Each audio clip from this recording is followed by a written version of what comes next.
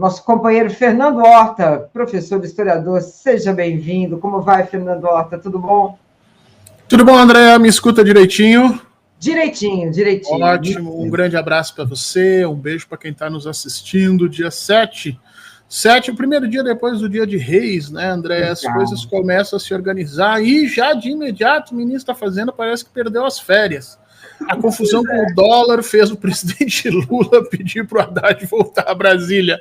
Deve ser chato isso, sinceramente, deve ser muito chato. Você está lá, né, tranquilo, e de repente dá uma cacaca dessa, você tem que voltar para Brasília porque alguns bilionários resolveram especular com moeda estrangeira.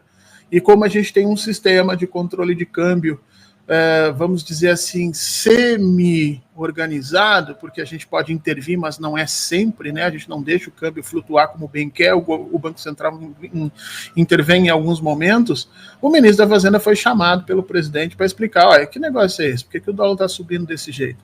E acho que as explicações não são nada fáceis de fazer, viu, André?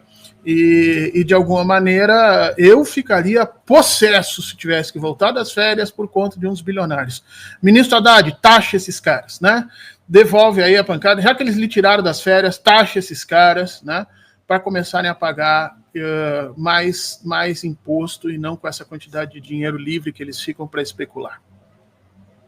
Exatamente, até porque esse pessoal, aliás, né, Horta, hoje, outra notícia que nós vamos tratar aqui no Brasil agora, é esse ataque por parte do Zuckerberg. Primeiro, o ataque aqui na América Latina, tudo, mas essa forma de que essas pessoas, esses ultramilionários, pensam que têm o controle do mundo. O mercado financeiro também é um pouco isso, né? Eles acreditam que têm total controle pelas determinações políticas, né? Agora, em prática, né? Mas, olha, para a gente continuar, eu acho que vamos trazer o 8 de janeiro, porque essa memória do 8 de janeiro ela é bem importante, até porque ela traz posições ali interessantes no que diz respeito a figuras como Lira e Hugo Mota. É contigo. Então, está todo mundo tentando aí, já há algum tempo, discutir as questões, evidentemente, relacionadas ao dia 8, né? Nós queremos transformar isso numa data pró-democracia, que as pessoas entendam o que está acontecendo, que as pessoas verifiquem a importância do que se sucedeu ali, para que, evidentemente, não aconteça novamente, né? Eu me lembro que no ano passado, se não me engano, mais ou menos nessa data, o presidente Lula deu uma ordem em todo o Palácio do Planalto para que se fossem feitas as devidas preparações para um evento, lembrando o que tinha acontecido no 8 de janeiro, porque parece que, pela vontade de algumas pessoas ali próximas, nada teria sido feito. O presidente mandou marcar corretamente essa data, e agora, novamente, no seu segundo ano, trabalha nesse sentido também. O grande problema disso tudo é que, tanto naquele momento quanto agora, os chefes do Legislativo parecem não ter interesse nenhum nessa data, o que chama a atenção e deixa a gente muito preocupado. Lá naquele momento, Lira não compareceu e o presidente do Senado apareceu de forma muito tímida, e dessa vez não só o Lira não vai comparecer, como aquele que tem maiores chances de ser eleito presidente da Câmara no ano que vem, o Hugo Mota, também já avisou que não comparece, e o presidente do Senado também diz que não. E no fim a gente começa a se perguntar por quê. Será que eles estão representando uma casa que essencialmente trabalhou contra a democracia? E essa é uma das questões importantes da gente avaliar. Porque não dá para seguir a dois mestres ao mesmo tempo, Andréa. Não dá para você ser parlamentar e defender as estruturas fascistas que nós vimos acontecer no Brasil. Não dá para ser parlamentar e defender os planos de destruição do STF que o Bolsonaro colocou. Porque assim, essas figuras ficam trabalhando o tempo inteiro pelo fascismo dentro da Câmara, dentro do Senado, e a gente já viu que o Senado e a Câmara não fazem absolutamente nada para tirar essa gente de lá. Agora, a não presença dos dois grandes líderes do Legislativo nessa, que é uma data essencial para a democracia brasileira, é uma ofensa. Eu acho, inclusive, que o STF deveria começar a repensar o uso político que ele faz das suas prerrogativas, porque muita gente hoje está com cargo no Legislativo brasileiro, está podendo afrontar a democracia brasileira com decisão liminar de ministro do STF, tirando as possibilidades da colocação das leis da ficha limpa e outras ali no meio. Então, é preciso a gente começar a decidir. Ou as pessoas estão do lado da democracia e as pessoas vão necessariamente precisar trabalhar a memória do dia 8 e consolidar a ideia do que foi esse tentativa de golpe, ou as pessoas estão do outro lado. E se as pessoas estão do outro lado, não podem ser parlamentar, André. Perfeito, perfeito. Inclusive, você vê que não é só a presença, a ausência, né, de Hugo Mota, Lira, mas também, por exemplo, de Barroso, que não vai, mas vai mandar o Fachin. Quer dizer, é aquela coisa, né, Horta? É janeiro, é férias, parece que eles não querem também abrir mão, não é, de seus compromissos, né? Mas é tão importante, e isso mostra o quanto, de alguma maneira, há uma interpretação equivocada do 8 de janeiro. Há uma interpretação equivocada dos golpes que a gente sofreu, pelo menos de 2013 para cá. Quando você vê que não tem uma vontade política de figuras do STF em comparecer, é porque também eles estavam ali, não é, dentro de um processo que, inclusive, levou a um golpe contra Dilma. Né? São figuras que, por exemplo, né, o fato do Barroso. O Barroso sempre teve ali os dois pés na Lava Jato. Então, é interessante quando você vê esse tipo de comportamento, né? Esses caras, eles são muito visíveis, né? Digamos assim. Eles são muito claros, né, na sua posição. Eles estão defendendo... É um problema. Eles estão defendendo, né, André, uma situação muito relacionada aos seus próprios interesses e muito pouco relacionada à ideia de democracia, ao sentido do parlamento para a população brasileira. Então, eles ficam mantendo uma situação, vamos dizer assim, estranha, né? Seguindo a duas ideias ao mesmo tempo. Se der golpe, ótimo, né? O Lira e essa gente toda vão se dar bem, porque são amigos dos golpistas. Se não der golpe, eles também vão se dar bem. Então, eles nunca se comprometem com absolutamente nada. E acho que é uma das coisas que o presidente Lula e o STF deveriam forçar, que os parlamentares se comprometessem com coisas mínimas, como, por exemplo, a manutenção da democracia, a manutenção das instituições, e a gente viu que nos últimos anos nem isso eles têm feito. Você lembrou bem o que aconteceu em 2016, quando o parlamento dá causa, andamento e consistência ao golpe que se estabeleceu ali para retirar a presidenta Dilma Rousseff. Então, lutar pela memória do dia 8 de janeiro, para que aquilo se consolide, para que se entenda efetivamente que aquilo não foi uma brincadeira, como a oposição tenta dizer. Algumas pessoas que resolveram fazer uma manifestação e passaram um pouco do limite. Não. Aquilo foi uma tentativa de golpe organizado em que havia planos para assassinar presidentes, ministros do Supremo Tribunal, vice-presidente, e sabe-se lá quem mais iria morrer nesse negócio, que isso foi organizado necessariamente por Jair Bolsonaro, fora do país, utilizando meia dúzia de pessoas que eram as suas ligações aqui, entre eles o secretário de Segurança de Brasília, na época, que tinha sido seu ministro da Justiça, em conluio com o governador de Brasília, em conluio com uma série de deputados e senadores que estavam apenas esperando o golpe para poder, de repente, sambar na cara dos outros que seriam presos ou retirados do seu espaço.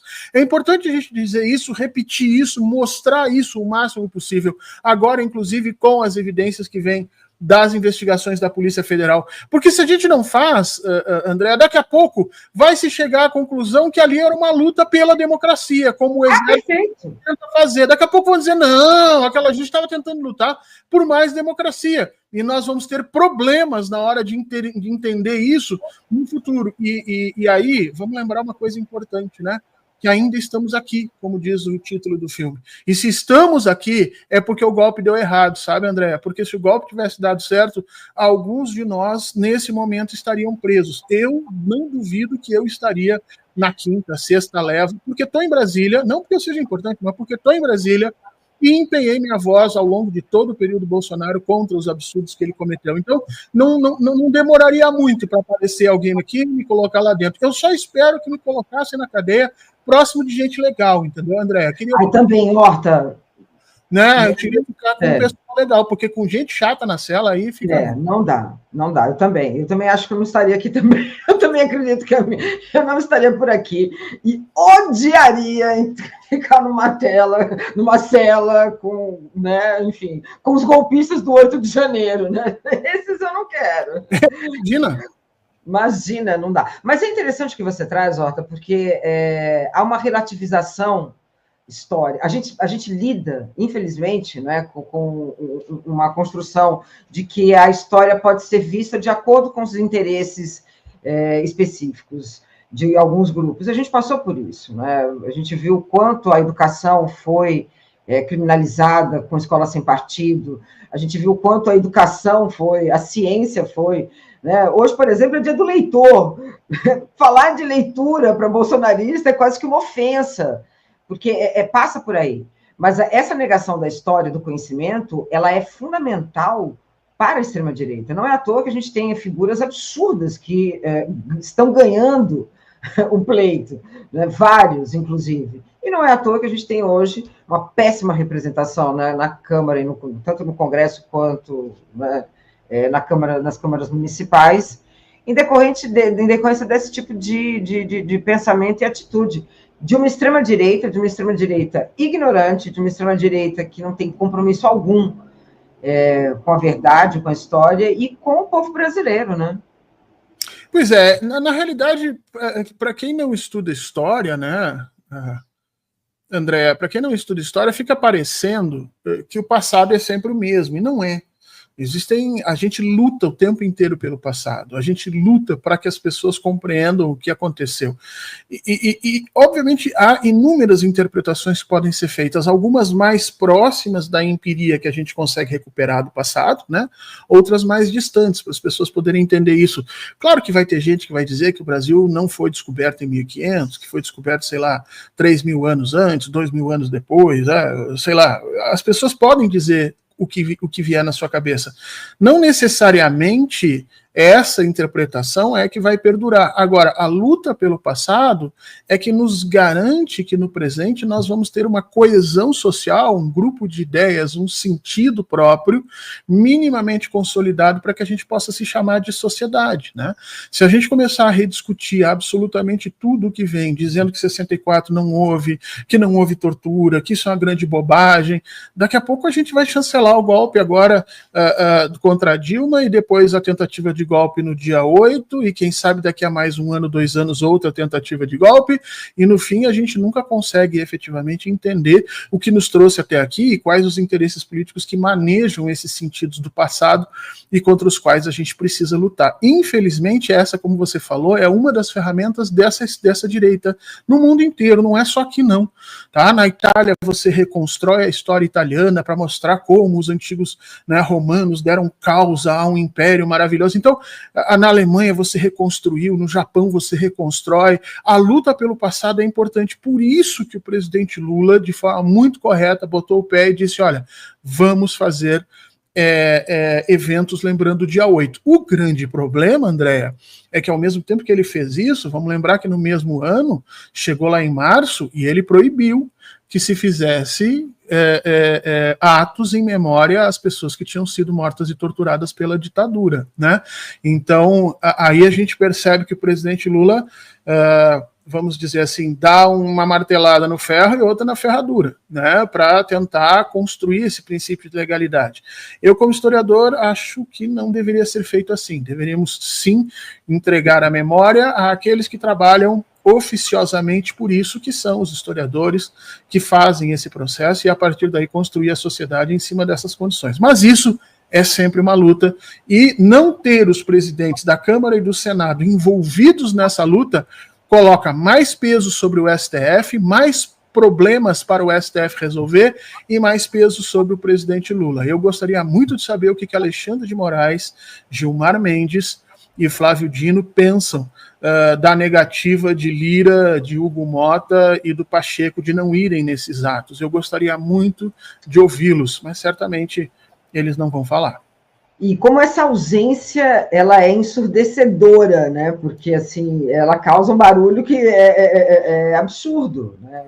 Tem um sentido. E isso Agora, eu também acredito, viu, Horta, para a gente passar para frente aqui na nossa pauta, eu acredito que isso também vai ter um peso negativo muito grande para eles. Eles não estão conseguindo medir ainda. Ontem a gente teve aquela pesquisa Quest, 86% da população entende que aquilo foi golpe, quer dizer, que aquelas atitudes pautadas, né, pelo Bolsonaro eram golpistas. Né? Eu acho que... Né, mas tu vê como a pesquisa é um tanto estranha, porque 86% entendem aquilo, mas você tem uma votação brutal em cima de parlamentares que não só participaram, mas que apoiaram aquilo. Então, assim, está acontecendo alguma coisa de errado. Ou nós estamos tendo uma educação que não é capaz de ensinar essas pessoas de que a institucionalidade é essencial para a manutenção da democracia, ou nós estamos tendo uma parte da população que apoia o golpe mesmo. E aí a pesquisa está errada, porque a pesquisa deveria perguntar: você apoia as manifestações golpistas do dia 8? Já que você reconhece que é golpe, você apoiaria isso? E talvez a gente ficasse impressionado com a quantidade de pessoas que iam dizer: não, eu apoio, eu quero que tudo isso mesmo se exploda. E isso, André, apesar de parecer estranho para nós, está acontecendo na Europa. Na Europa, as pessoas têm um nível educacional, um nível de letramento maior do que a gente, do que na América do Sul, em número de anos de ensino, em participação, né, no conjunto das avaliações internacionais. E ainda assim, nós estamos tendo uma onda de extrema-direita lá, que está jogando tudo para o alto, dizendo: dane-se, eu quero matar o meu coleguinha aqui do lado, porque, sei lá, porque ele é negro, porque ele é africano, porque ele não é italiano, porque o pai dele nasceu não sei aonde, porque a mãe dele reza para tal Deus. Então, de alguma maneira, nós estamos falhando os nossos sentidos de educação, Andréa. E aí, só essas pesquisas acabam não nos dando o tamanho do problema que a gente está colocado. Com certeza. E é um problema, né, no mínimo, absurdo, até por conta da onda de extrema-direita mundial. Você vê, você pega a Alemanha. A Alemanha teve um jornal que a editora se demitiu porque eles publicaram um texto do Elon Musk defendendo Hitler. Tipo assim, ó, na Alemanha.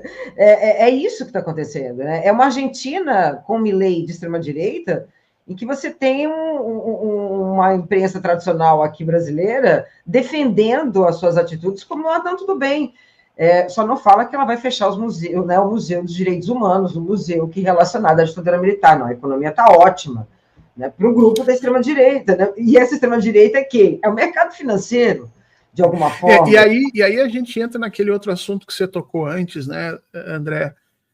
Essa semana, o Zuckerberg, que é o dono do Facebook, ou um dos donos, é a pessoa que toca o Facebook, e nós deveríamos estar discutindo se uma pessoa na iniciativa privada deveria ter este tipo de poder. Nós não estamos discutindo isso ainda enquanto sociedade. O STF já tentou discutir isso no Brasil, mas nós devemos estar discutindo enquanto sociedade e enquanto mundo, se meia dúzia de pessoas deveriam ter todo esse poder sobre os fluxos de informação.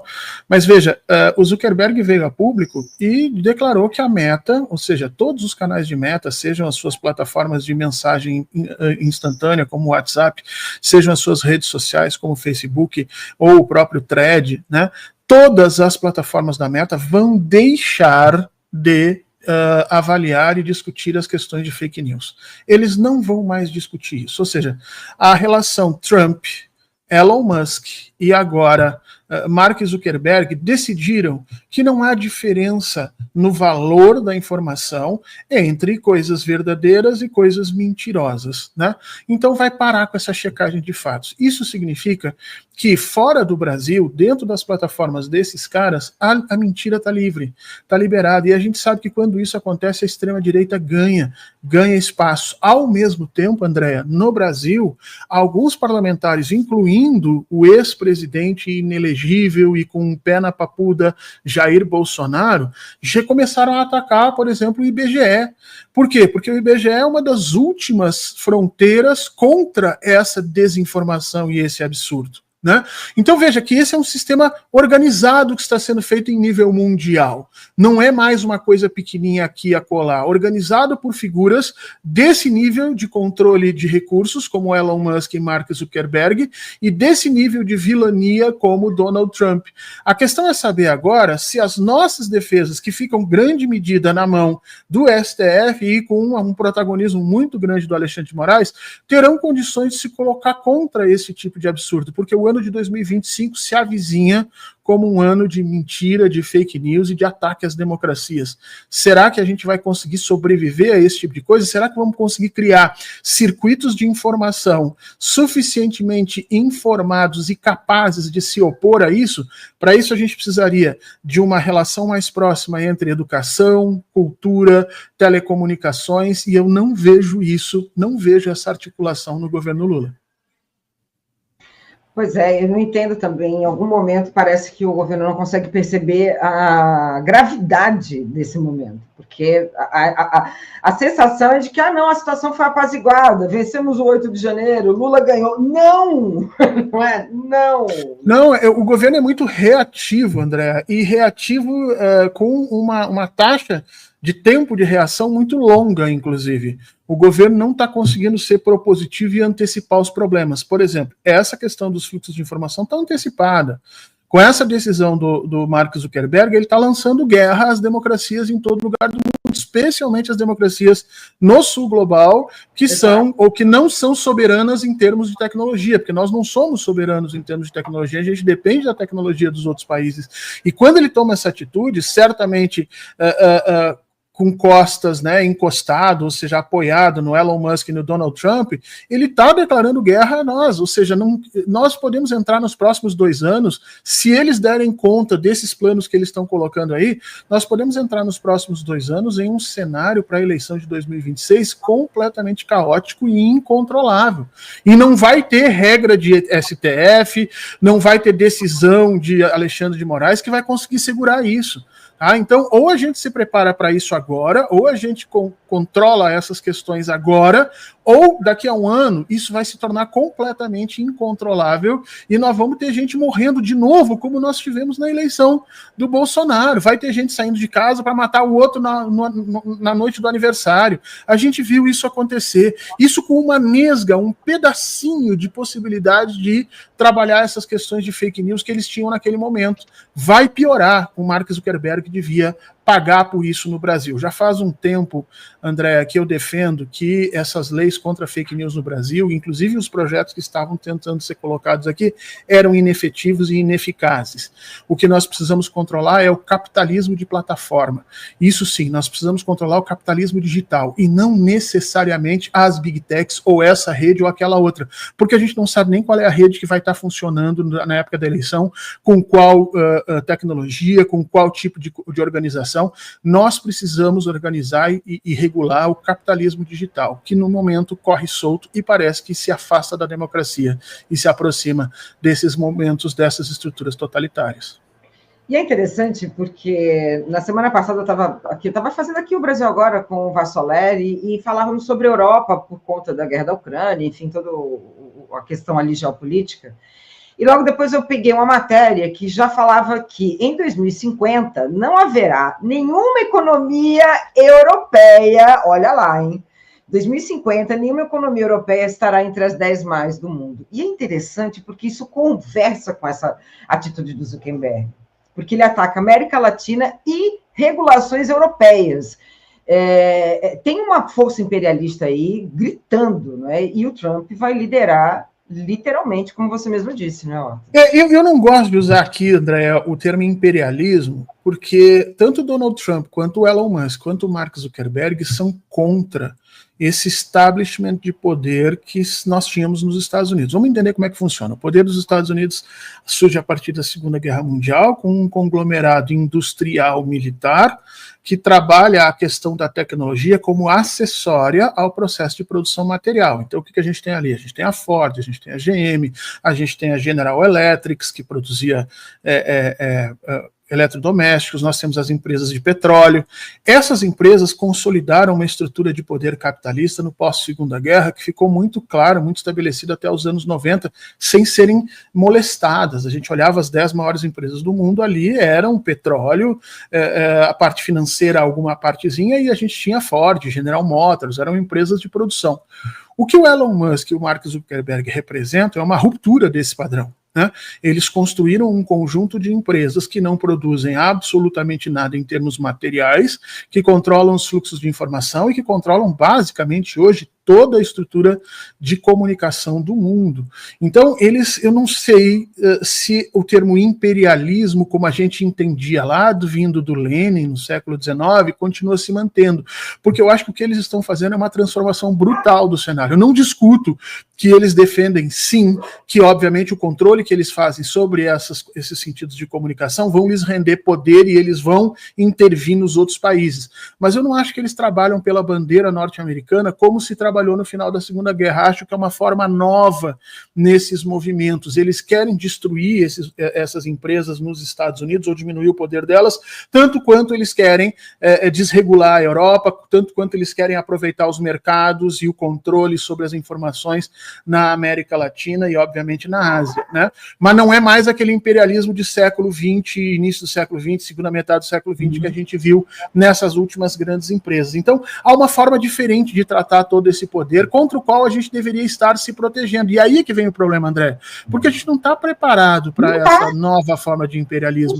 Como é que a gente tratava o imperialismo anteriormente? A gente reafirmava a nossa Constituição, os sentidos das nossas leis, fortalecia as nossas fronteiras, fortalecia a nossa moeda, criava barreiras comerciais aqui e acolá. Nada disso funciona hoje. O poder desses caras passa por absolutamente tudo isso. Veja que o Elon Musk é capaz de discutir a Constituição brasileira na sua mais baixa usabilidade no Brasil. Quer dizer, nós precisamos o tempo inteiro, o STF precisa o tempo inteiro estar reafirmando a importância da Constituição, porque as práticas que são derivadas desses controles de informação passam o tempo inteiro por dentro dos nossos controles, ou seja, nós não estamos conseguindo controlar essa situação, em grande medida porque a gente não tem soberania tecnológica. Então, já era para o Brasil estar investindo muito em tecnologia de ponta, em soberania de dados, soberania digital, para tentar conter essa onda.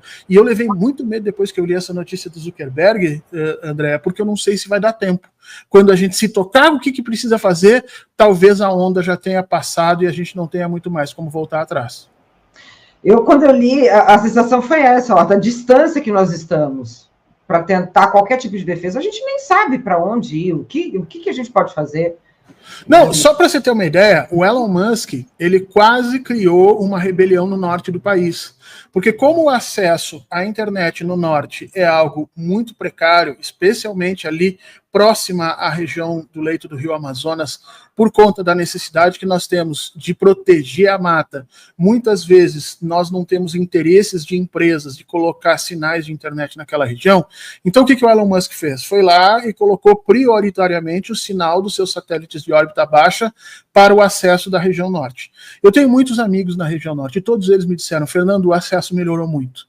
Eu agora tenho internet 24 horas por dia, coisas que nós no sul, Andréa, nós temos e nem notamos a importância disso. Lá para eles era uma novidade, né? Então eles conseguiram isso com o Elon Musk. Só que junto desse serviço, o Elon Musk colocou uma série de coisas lá dentro. Por exemplo, várias dessas antenas foram parar em garimpos, foram aumentar a capacidade da galera que faz transporte aliás, que faz evasão de espécies nativas, né? Que faz tráfico de pessoas na região. Então, de alguma forma, todas essas novidades de comunicação alteravam o sentido do controle que nós tínhamos na soberania naquela região.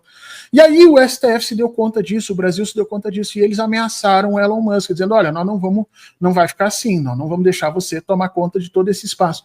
E o Elon Musk resolveu, então, cortar o sinal da internet, se não me engano, por 2 ou 3 dias.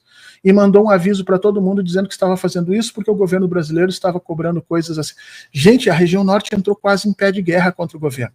É isso que eu estou dizendo. Veja, o fato dele prover um serviço, e um serviço que o Brasil não tinha controle nenhum de soberania, quando deu a ele poder, e na hora que ele precisou atacar o governo, ele atacou o governo e as pessoas enlouqueceram no norte. Eu conversei com pessoas de esquerda no norte, André, não é a extrema-direita, são pessoas de esquerda no norte, eles dizendo, Fernando, nós precisamos que vocês entendam que para cá nós temos que ter uma solução específica de acesso à internet, porque do jeito que está a gente fica fora e não tem mais condições de fazer isso. Então veja o tipo de poder que nós demos a uma figura como Elon Musk por conta de não termos soberania. E aí a gente vai lá nos economistas, né, e os economistas dizem assim, não, é mais fácil comprar o serviço do que desenvolver nacional, é mais barato comprar do que desenvolver. Não, tá errado isso. Em termos de tecnologia, nunca é mais barato comprar do que desenvolver. É melhor desenvolver, ainda que com nível tecnológico inferior, para que a gente tenha controle sobre esses processos e para que eles estejam dentro do nosso escopo de soberania, dentro do nosso escopo de sociedade. Se não, olha, André, os próximos anos eu tenho medo do que vai acontecer a partir desses controles internacionais dos fluxos de informação. Não, uma concentração de poder absurdo e um jogo de poder também. O que você colocou, não é só a região norte, viu? Eu estava conversando, na verdade, no final do ano, e amigos que moram, né, no interior de Minas e algumas regiões que têm fazenda, sítio, que não têm acesso, essas antenas acabam fazendo a diferença e acabou. Né? Para eles é um ponto, né? Tem uma diferença. Então, é isso, né? É esse acesso que a gente precisa ter um controle. Deu nosso horário, Horta. Eu agradeço demais a sua presença. Aliás, eu silenciei aqui. Muito obrigado, Andréa, pelo convite. Deixar para você um grande beijo, para todo mundo que está com a gente aqui também. Às vezes diz assim, o Fernando é meio negativo. Sabe que eu prefiro ser um pouco mais negativo para a gente estar preparado para o tamanho dos problemas que vai vir, né? Quando a gente acha que um problema é grande, a gente se prepara e no fim ele acaba sendo menor do que era, a gente não cai do cavalo de forma tão brusca, né? E eu acho que a gente está precisando disso. O governo precisa exercitar um pouquinho essa condição de pensar o futuro, antecipar os problemas e não ser somente reativo, porque na era digital, ser reativo significa que você perdeu grande parte da capacidade de organizar defesas importantes com relação às liberdades democráticas, com relação aos direitos que nós temos no país e às vezes até com relação à própria existência de alguns projetos políticos que a gente sabe que são importantes, populares e tudo mais. Então, a gente precisa necessariamente se precaver. E 2025, nessa área, não começa bem, não, Andréa. Não mesmo, não mesmo. Horta, muito obrigada. Eu só vou ler aqui um comentário que, na verdade, é um superchat da Laurita, agradecendo aqui. Imaginem essa proposta de Zuckerberg com o uso de inteligência artificial, né? Nossa, a gente se... Né?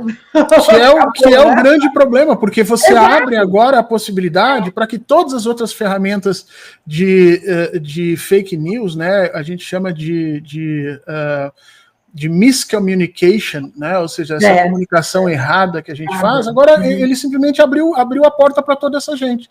E a gente não sabe o que vai acontecer nos próximos anos. Perigo, Andréa, perigo. Muito perigo mesmo.